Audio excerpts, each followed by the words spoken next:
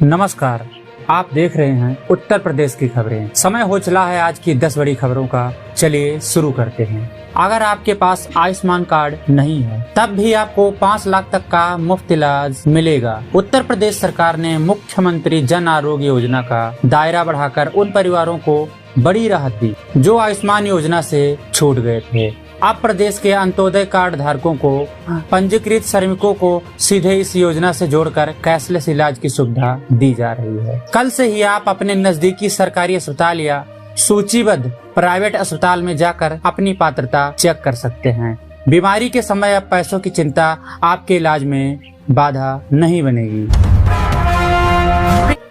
अगली खबर, अब पढ़ाई के लिए ना स्कूल की चिंता ना महंगे ट्यूशन फीस की, क्योंकि पीएम ई विद्या स्कीम अब आपके मोबाइल और टीवी पर है। सरकार ने 1 क्लास 1 प्रोग्राम चैनल के तहत अब 200 से अधिक ज्यादा टीवी चैनल शुरू कर दिए हैं, जहां पर कक्षा 1 से 12वीं तक की पूरी पढ़ाई मुफ्त कराई जा रही है। खास बात यह है कि आपके लिए इंटरनेट की भी जरूरत नहीं है। अब आप सीधे DTH के जरिए टॉप टीचर से पढ़ाई कर सकते हैं।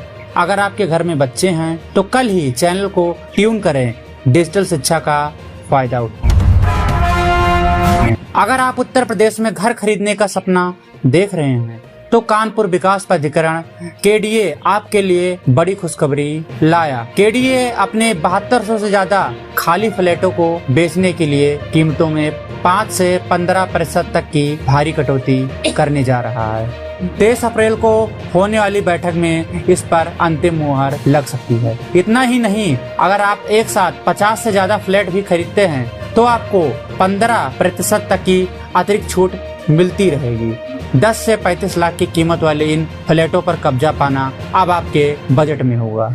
अगली खबर, नोएडा में ओवर टाइम के पैसों को लेकर चल रहा विवाद अब निर्णायक मोड़ पर है। श्रम विभाग ने औद्योगिक इकाइयों को नोटिस भेजकर पिछले 6 महीने का रिकॉर्ड मांगा, ताकि सुनिश्चित किया जा सके श्रमिकों को दोगुना ओवर टाइम वेतन मिल रहा है या नहीं। जहां उद्यमी इसे आर्थिक बोझ बता रहे हैं, वहीं सरकार श्रमिकों का 21% वेतन बढ़ाने और पुराने एरियल दिलाने पर अड़ी है। इस समस्या के समाधान के लिए 24 अप्रैल को लखनऊ में बड़ी बैठक होने जा रही है, जो लाखों मजदूरों की जेब पर सीधा असर डालेगी।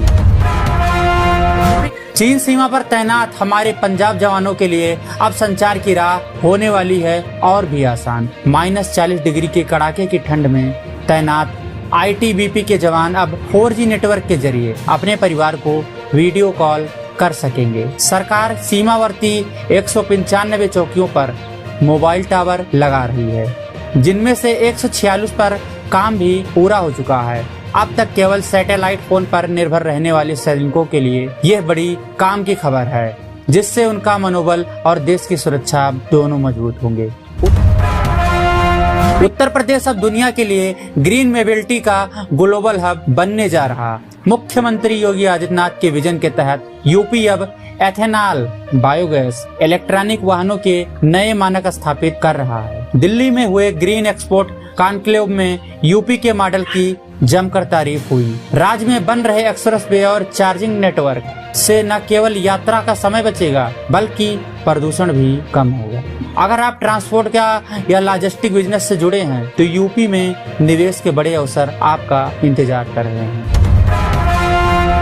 अगर आप उत्तर प्रदेश होमगार्ड भर्ती के लिए आवेदन किया है तो ये खबर आपके लिए बहुत ही जरूरी है। 25 से 27 अप्रैल तक होने वाली इस भर्ती परीक्षा को लेकर सीएम योगी खुद एक्शन मोड में दिखे। पिछली रात 9 बजे वह सभी बड़ी अधिकारियों के साथ समीक्षा बैठक कर चुके हैं। सरकार ने साफ कर दिया कि नकल या पेपर लीक करने वालों पर जीरो टॉलरेंस नीति के तहत बड़ी कार्रवाई होगी। परीक्षा केंद्र पर सुरक्षा के कड़े इंतजाम भी किए गए, ताकि पूरी प्रक्रिया पारदर्शी और निष्पक्ष संपन्न हो सके।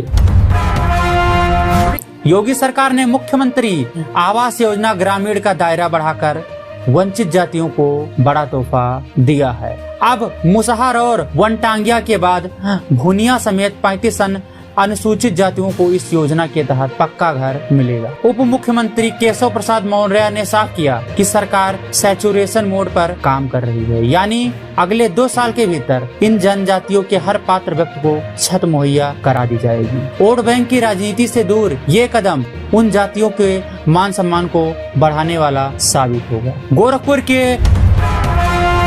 निवासियों के लिए यातायात और शहरी ढांचा अब और भी हाईटेक होने जा रहा है। सीएम ग्रिड योजना के तहत 6 प्रमुख सड़कों के लिए 242 करोड़ रुपए का टेंडर जारी कर दिया गया। इन स्मार्ट सड़कों की खास बात यह है कि इसमें यूटिलिटी डक्ट बनाए जाएंगे, जिसमें भविष्य में पाइपलाइन या केबल डालने के लिए सड़क को बार बार खोदना नहीं पड़ेगा। साथ ही सड़कों के किनारे लगे पेड़ों को बिना काटे ही निर्माण किया जाएगा, जिससे शहरों को हरियाली बरकरार रहेगी।